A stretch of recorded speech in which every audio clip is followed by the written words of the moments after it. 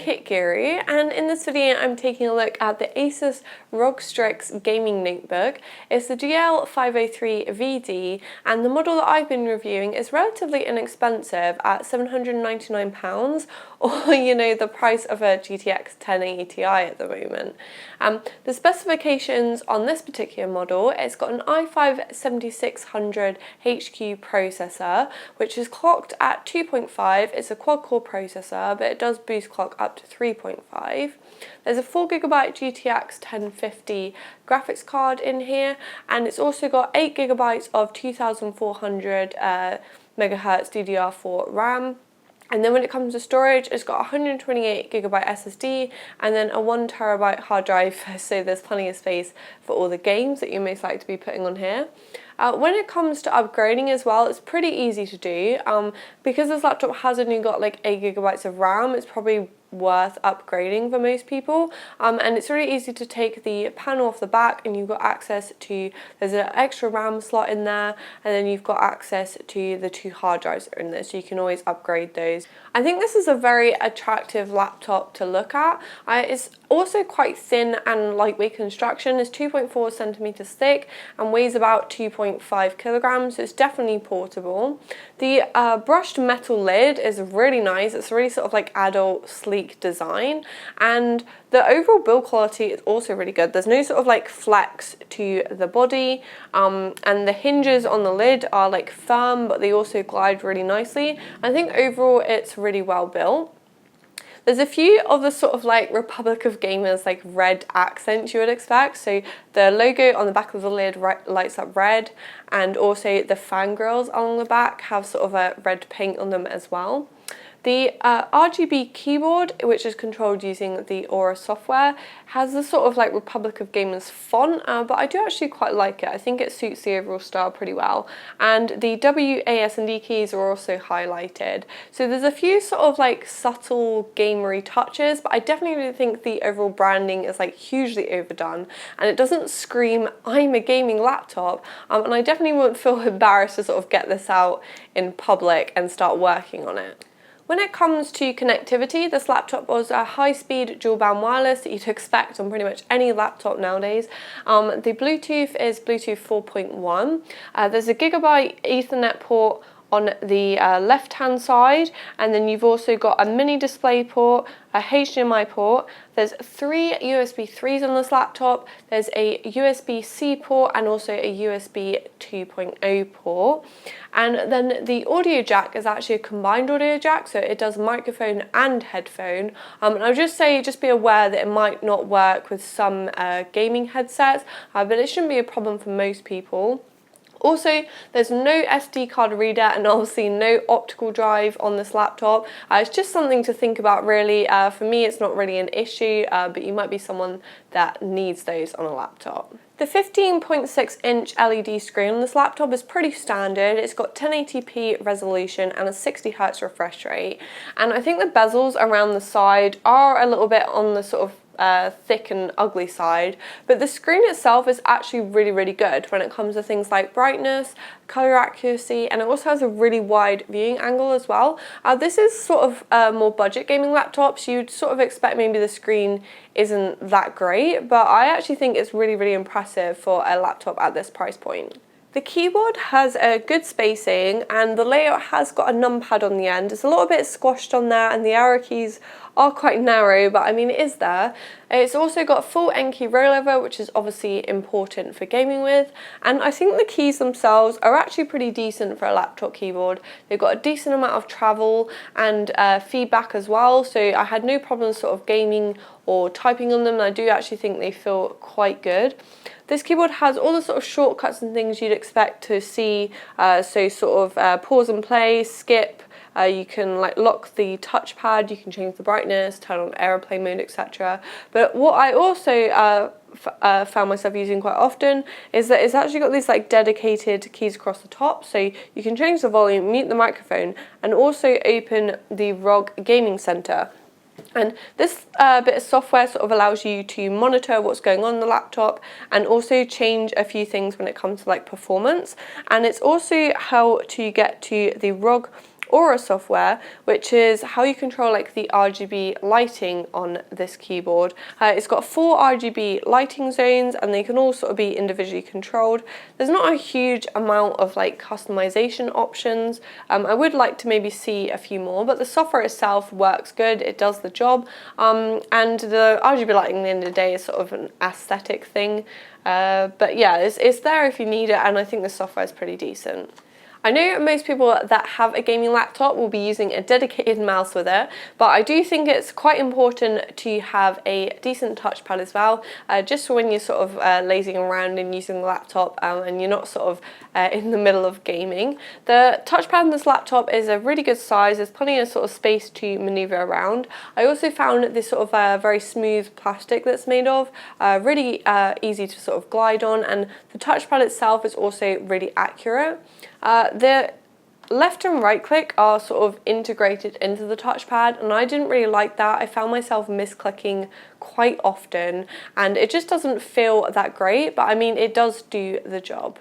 The speakers on this laptop are pretty good for like listening to music or just sort of watching a movie, but they don't really go that loud, they don't have that much volume to them, and if you do happen to sort of crank them up, then they do distort quite a bit.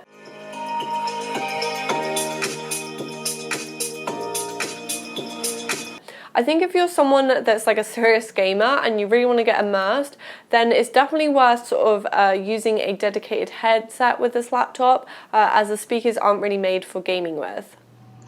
When it comes to the webcam and the microphone in this laptop, you can hear that the microphone is really quite good. It comes through at a good volume, it's nice and clear. It's definitely going to be good enough for sort of communicating in game. Unfortunately, the same cannot be said for the webcam. It's really quite dark and noisy, and it's only 720p as well, so it's definitely not going to be good enough for those of you that might want to like Twitch stream using this particular laptop. However, I mean, it's there if you need it. Now I'm going to move on to all the testing and things I did with this particular laptop to find about performance, battery life, etc. I'm going to try not to bore you too much with sort of graphs and statistics in this particular video, so if you'd like to head over to the KitGuru website, take a look at the written review in your own time if you want a little bit more information. I'll start off with battery life. So I tested the battery life on this particular laptop by using a PC Mark 8 Creative Benchmark, and you basically run it until the laptop runs out of battery, and I got a score of 139 minutes or 2 hours 19, and because this is a synthetic benchmark, normally say you can like pretty much nearly double it in like a real world situation, and that gives about 4 hours, which is the same as this laptop was listed as having on like the ASUS website. And from using this laptop quite a lot, I can pretty much say that's spot on. If you're not going to be doing anything too intensive, it's probably going to last you about 4 hours. So it's obviously not great, it's not the best laptop ever when it comes to battery life, but I don't think it's too bad for a gaming laptop, and thankfully the power brick on this particular laptop isn't too offensive either, so you can easily take it with you. When it comes to cooling and fans on this laptop, there's one thing I can say, and damn, it is loud. When this laptop's idle, it's only sort of like 35 decibels. You don't really notice it at all. But as soon as you start doing something more intensive, so like when I was gaming on it, or when I was doing my benchmark, like testing the noise levels, it gets up to 57 decibels, which is about the same volume as like normal conversation, which doesn't sound like a lot. But when it's coming out of a small laptop as fan noise, it's sort of reminiscent of a plane preparing for takeoff. To test the cooling performance, I used ADA 64 and I ran it for 10 minutes to push all of the components up to 100% load. And what I found out is that when this laptop's idle, it's really quite cool. Everything stays under 40 degrees. When it's pushed to 100% load, the GTX 1050 isn't that powerful of a graphics card, so it stays nice and cool at 66 degrees. However, the CPU, unfortunately, gets up to 90 degrees, which doesn't throttle it. I mean, the clock speed stayed around 3.1, and there are quite a lot of laptops that will hit like similar temperatures, but just because it made so much noise, I was really expecting sort of like better temperatures really from that CPU. To test how well the laptop performs, I started off by using 3D Mark, which is a synthetic benchmark, and the results that I got of the combined test were pretty much as expected. This is a budget laptop, it's not that powerful, so they weren't like amazing results. However, it did show that it should have enough power to run games on its 1080p screen. The individual results for the CPU and GPU are a lot more interesting because they basically showed that that i5 processor was outperforming the GTX 1050, and it basically meant that this laptop could probably benefit from having a more powerful graphics card to pair alongside the processor. 3D Mark can only show so much when it comes to performance, so I wanted to test how well the GTX 1050 could run the latest AAA titles. So I played 3 graphically demanding and new games. So you got Rise of the Tomb Raider, Tom Clancy's Ghost Recon Wildlands, and also Far Cry 5, which I'm having a whole load of fun on at the moment. When it came to playing these particular games, I found that I could play all of the games on high settings and at least get an average of 30 FPS. By setting the graphics settings to low, the FPS got closer to the sort of like sweet 60 FPS, but obviously the in-game like wide open environments lost quite a lot of their beauty. This laptop is easily going to handle games like CSGO and like League of Legends. You're easily going to get 60 FPS on games like that, the less demanding games basically. However, I think if you're someone that wants a laptop that's going to be powerful enough to run like the newest games on at least 60 FPS, then this laptop isn't going to quite do it. So overall, what do I think of the GL503VD? I think the price of around £800 is really quite reasonable. Most laptops with the same specifications are around that price point, but also with this particular laptop you get some good features to go along with it, like the screen and the keyboard, and also the build quality is really good as well. It's a good size and weight to be carried around, and there's a few sort of subtle hints that it's a gaming laptop, but I do think the overall design is quite attractive. The gaming performance on this laptop certainly isn't bad. I personally prefer to play at a higher FPS though, and also it does get pretty loud and that little CPU does get quite hot. Overall, I think this laptop would really suit someone that maybe spent like quite a lot of money on their gaming rig and they want like a budget laptop that you can use for work, but also be able to play sort of the latest games when you're away from home. I think this laptop is a good balance of like portability and performance at a reasonable price. It could be quieter and the battery life could be better, but overall I did find myself using this laptop quite a lot and I liked having it around. I think if you're looking for a laptop at this particular price point, then it's one that I definitely recommend considering.